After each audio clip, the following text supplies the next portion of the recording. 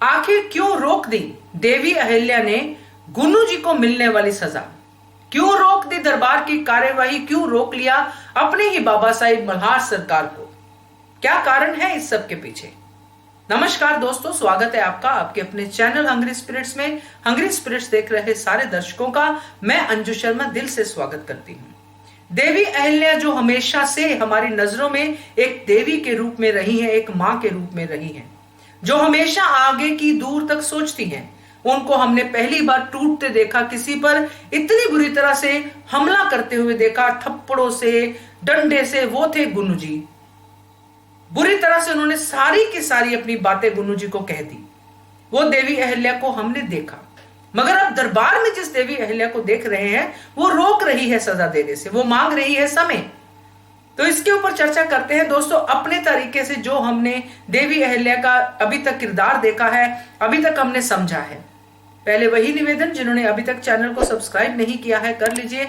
साथ में दोस्तों बेल आइकॉन दबाइएगा ताकि आपको हमारे वीडियोस के नोटिफिकेशन मिलते रहे। आज तक देवी अहिल्या की जर्नी में जो भी उन्होंने स्टेप्स लिए हैं, उन्होंने प्रजा के हित में लिए हैं, ये हम सब जानते हैं। प्रजा के हित में लेते लेते वो यहां तक पहुंची हैं कि अब जब दरबार में इतनी बड़ी कार्यवाही हो रही है, उनके ही पति के हत्यारे को सजा हो रही है, तो वहां पे वो रोक देती हैं, वो समय मांगती हैं।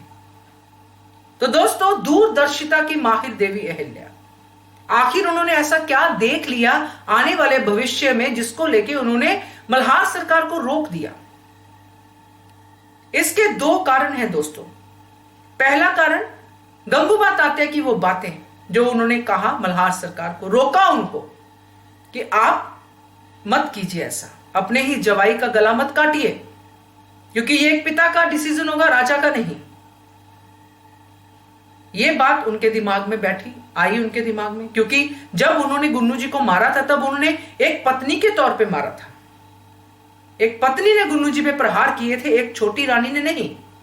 छोटी रानी क्या करती, उनको सीधा कारावास में डालती और फिर दरबार में जो होता सो होता। मगर ये उन्होंने पत्नी के रूप में किया, खूब मारा था। थप्पड़ों की गूंज आज भी हम सुन सकते हैं, महसूस कर सकते हैं। तो अब जब दरबार में मल्हार सरकार ने राजा बन के डिसीजन लिया है, यह दूसरा कारण अब मैं आपको बताने जा रही हूं कि राजा बन के डिसीजन लिया है कि हाथी के पैर के नीचे सबके सामने इनका सर कुचल दिया जाए। तो यहां पे भी देवी अहिल्या रोकती है। कैसे होता है सीन वो तो हम कल देखेंगे, मगर देवी अहिल्या यहां पे रोकती हैं और कहती है, नहीं बाबा साहब, मुझे थोड़ा समय दीजिए, आपसे बात करना, स्थगित कीजिए दरबार की कार्यवाही।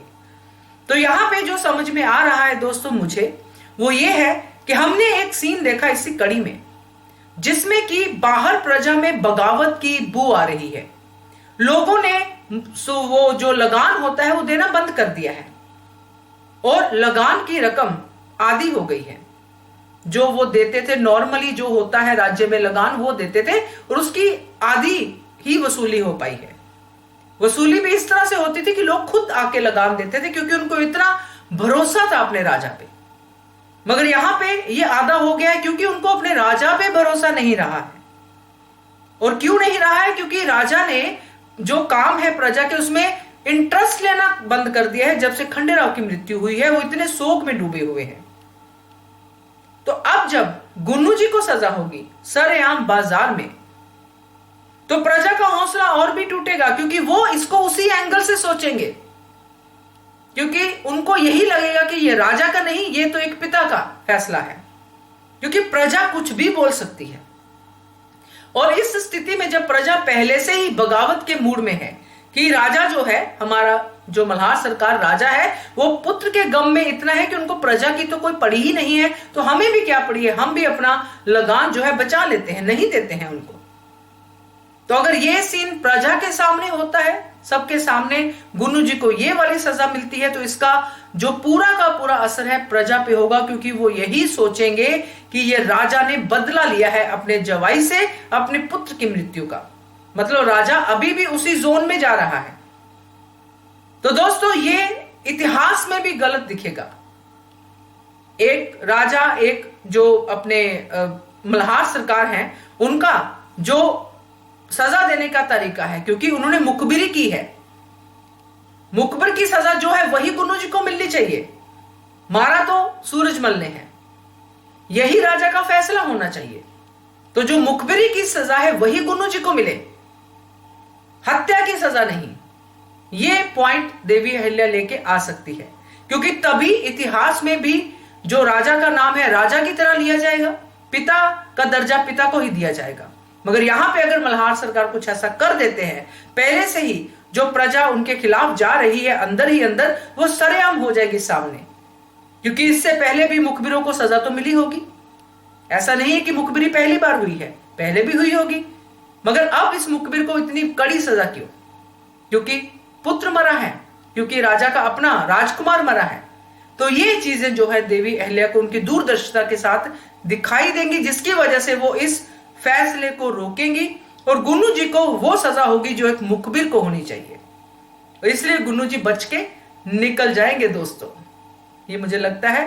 बाकी आपका भी जो कमेंट सेक्शन है वो खुला है, उस पर कमेंट कीजिए और देखते रहिए channel hungry spirits. Thank you so much. Subscribe to our channel by clicking the subscribe button. Click the bell button and enjoy the latest uploads from our channel.